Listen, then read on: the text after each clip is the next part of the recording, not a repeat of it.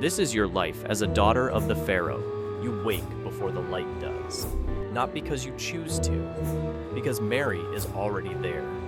She stands 3 feet from your bed, hands folded, eyes lowered, waiting for the first sign that you have returned to the world.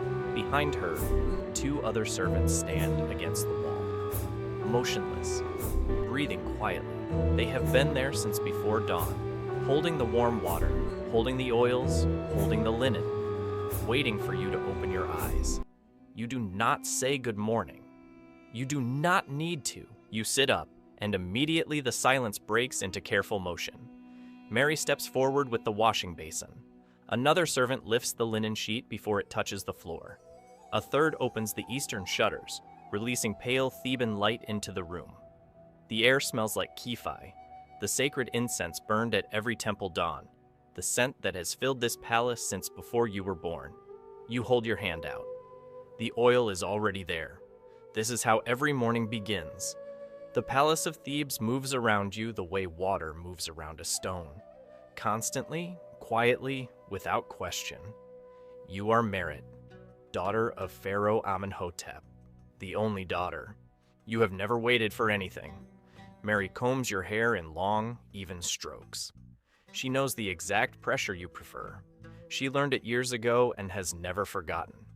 The other servants dress you in silence. A white pleated linen dress, the fabric so fine it almost disappears in the light. They fasten the gold collar around your neck, the one with the lapis lazuli inlays, the one that catches the morning sun and throws small blue shadows across your throat. You look at yourself in the bronze mirror. You do not smile. You do not need to. You simply look, and then you look away. The morning ritual takes 1 hour. It has always taken 1 hour. Not because you are slow, because it demands it. The anointing with cedar oil. The application of kohl, drawn in precise lines that Egyptian custom holds sacred since the time of the earliest kings. The choosing of jewelry. The arrangement of your collar, your bracelets, your armlets. When it is finished, you walk out and the servants follow at exactly the right distance. Not too close, not too far. They know. The palace corridors are wide and painted in deep color. Ochre, lapis, malachite green. Columns rise on either side, thick as trees, carved with the names and deeds of your ancestors. You have walked these corridors since you could walk.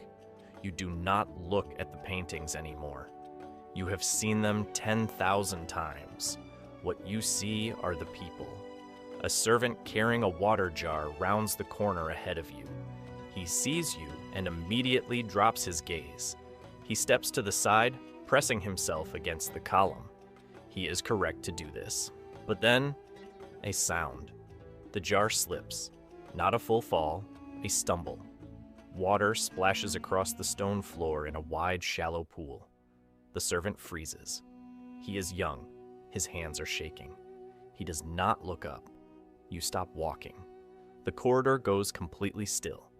You turn your head slightly toward Amun, who stands always at your left shoulder, broad, quiet, watching.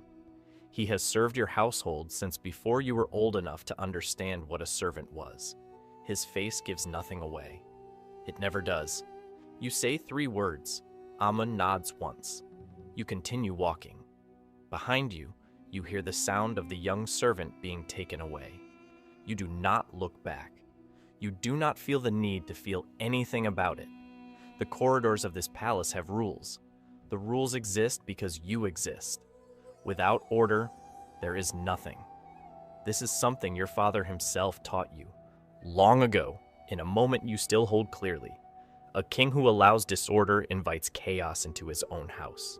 You are not cruel. You are correct. You walk into the garden. Lotus pools reflecting the morning sky. Servants water the flower beds with long clay vessels. The smell is green and cool and alive. You sit beside the largest lotus pool, and Mary brings you wine, diluted to the correct strength, in a faience cup painted with fish. You do not hurry. This is also power. The power to take time. The power to sit in a garden while the city outside the walls works and carries stone. The palace of Thebes employs thousands: kitchen workers, scribes, priests, guards, weavers, perfumers. Every one of them knows your father's name like a prayer. Every one of them knows yours like a warning. You set the cup down, Mary refills it. Later in the morning, you attend a court ceremony in the great audience hall. The hall is enormous, columns carved with your father's cartouche rising on both sides. Officials line the walls. Priests burn incense in tall stone braziers. The smoke rises toward the clear-story windows high above. Your father stands at the center of all of it, Pharaoh Amenhotep, his linen kilt starched and pleated, his collar blazing with gold. He does not look like a man. He looks like something older. The priests believe this, and so do the people. The Pharaoh is not merely a king, but the living embodiment of Horus, divine intermediary between the gods and the valley he governs. This is not metaphor. This is law. You stand with the women of the court on the elevated platform to the right. He does not look at you. He speaks with officials. He receives a delegation from a southern province, men carrying tribute, eyes never rising above the level of his knees. He stamps a document. He gestures. The ceremony moves forward with the precision of machinery. And then, for one moment, he looks up. His eyes find yours across the length of the hall. And he smiles. Not the formal expression he holds for ceremonies. Not the deliberate gravity of a divine king. A real smile, small, private, something that lives in the corner of his mouth and in his eyes. A smile that says, "I see you. You are mine. You are the one." You feel it in your chest like a struck chord. You smile back, just slightly, and then both of you return to your faces. That smile is worth more to you than the gold collar around your neck. Worth more than the palace, more than the garden, more than everything the servants carry and prepare and arrange each morning. It is the one thing in your life that was not simply given to you. It is the one thing you believe you earned. You carry it with you for the rest of the day. That evening, Mary is brushing out your hair by lamplight when she mentions it, casually, the way she always mentions things she is not sure how to say. She says your father has been seen spending long evenings with one of the concubines, Kia. She says it with her eyes on your hair, her hands steady, her voice careful. She says it as if it is merely information. You do not react. You look at yourself in the bronze mirror. Your face is still. You say nothing. But something changes in the quality of the silence. Days pass. You see Kia for the first time in the East Colonnade, near the women's quarters. She does not know you are watching. She is young, close to your age, perhaps younger. A small face, plain features, nothing exceptional in her bearing. She carries a flower stem in one hand and is speaking to a palace cat stopped in the middle of the path. She laughs at something the cat does. Soft, uncomplicated. You observe her for a moment. Then you look away. She is nothing. A concubine from whatever province sent her. These women come and go. They are part of the palace's structure the way furniture is. Useful, replaceable, unremarkable. You are the daughter of the Pharaoh. There is no comparison. You return to your routine.